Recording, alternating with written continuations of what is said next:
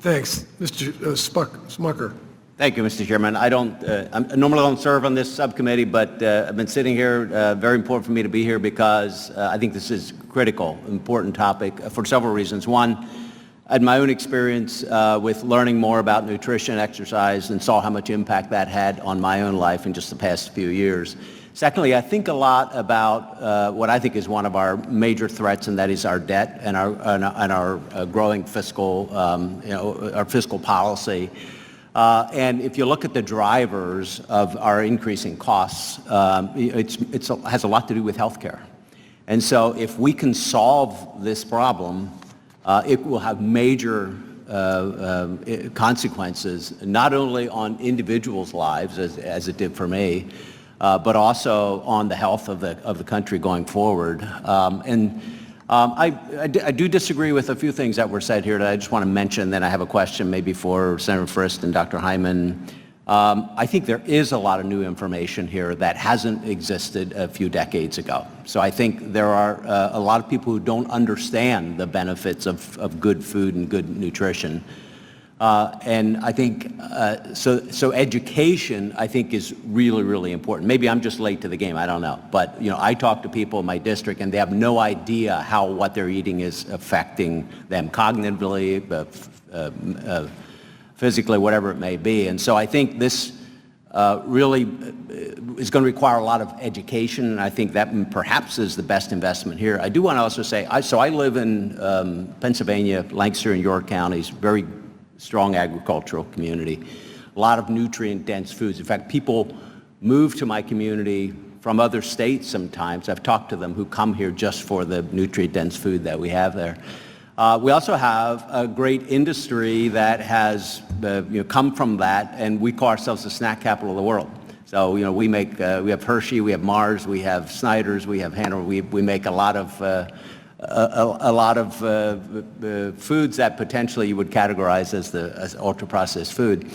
And these are great business people. And so, Ms. Gerhardt, I think it was, I probably disagree a little with your characterization here, but I agree with a lot of the points that you make. These are individuals who, if you talk to them, they're very concerned about the health as well. They want to create healthy products. They're responding to the consumer.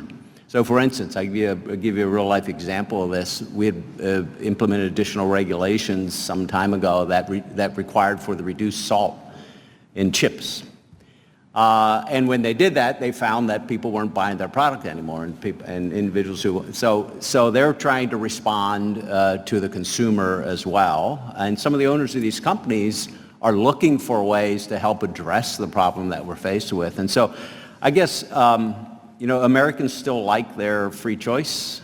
And Senator Frist, you talked about, I strongly believe in free enterprise and capitalism and less government intervention, but that's sort of at odds with this idea that we have this opportunity where people can live much more healthily, may need to be prodded to that.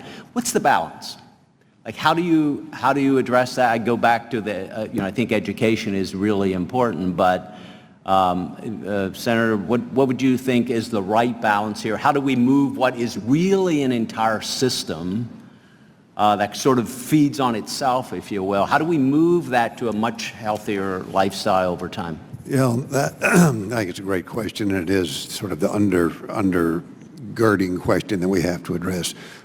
Number one, the biggest and most important thing for us to remember is that health care is not health. And the default position of the committee structure of government, the way we've set it up, is that health care is responsible for solving the health problems. And now with the understanding that the committee has talked about the importance of social determinants of health. Let's put genetics aside, but we talked about socioeconomic status. That might be 15% of the health driver that we have today when it comes to obesity and chronic disease. We have the environment. I do a lot with the Nature Conservancy, so agriculture, you're exactly right. Regenerative agriculture we haven't talked about today, but a potential huge impact today. But the socioeconomic aspects are important. Genetics, we talked about 20%. Well, with technology, maybe soon, and some with CRISPR we can think about. But right now, with the size of the problem, The healthcare system, me as a heart transplant surgeon, the doctor, the primary care physicians, all very important, but primarily not doing the transplant, but on the education component, the trusted liaison between the patient themselves. But the 40% of the impact in terms of obesity and health and chronic disease does come down to the individual and the individual lifestyle and the individual behavior and the addiction that is part of, unfortunately, it was the industry itself that created not so much the addiction, but saw that the addiction worked, and if sugar is addictive, you're going to sell more potato chips, and you're going to play into that. And that's the importance of policy, of our pursuit of happiness and our life that we're really all about. So the balancing act is there. And so how do we do that? And I think the best model that we have today, at least in the last 100 years, is smoking. Huge issue, caused the cancer, caused the heart disease, caused the chronic disease, and everybody in the early 1960s says it is insurmountable. We cannot do it. And how did we do it? The model was talked about earlier, and we all just need to go back and study the model. And it addressed the model, and today heart disease is not the issue that it was before.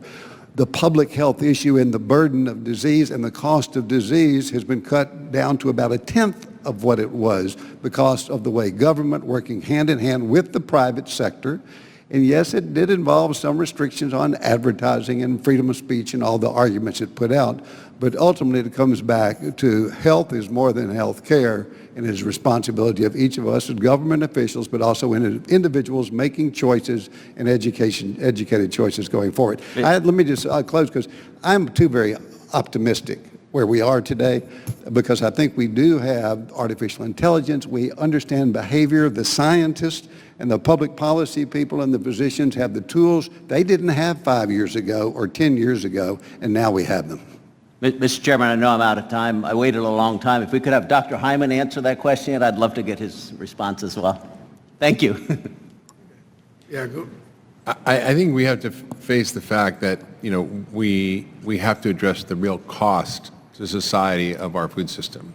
The Rockefeller Foundation determined that for every dollar we spend on food, that's about $1 trillion a year in America, we spend $3 on collateral damage in terms of public health costs from drought-related disease, antibiotic resistance that's making us more susceptible to infectious disease, the environmental cost, soil degradation, the loss of our water resources, the pollution of our waterways, the effective collateral damage from the farm and food workers who are not properly cared for in the labor market, and that's a legacy of the Roosevelt era labor laws that excluded them from protections, and they are paid for by the government programs like Medicare and Medicaid and free care in hospitals.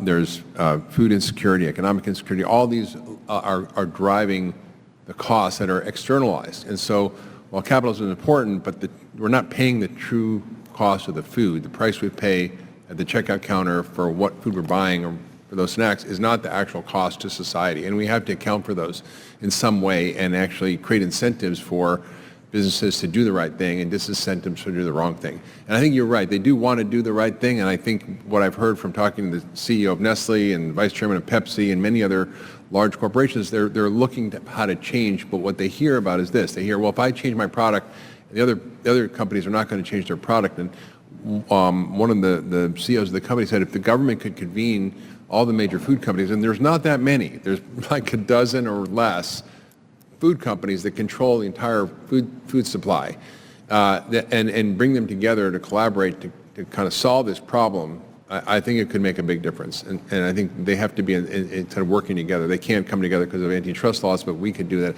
as a government to bring them together. Let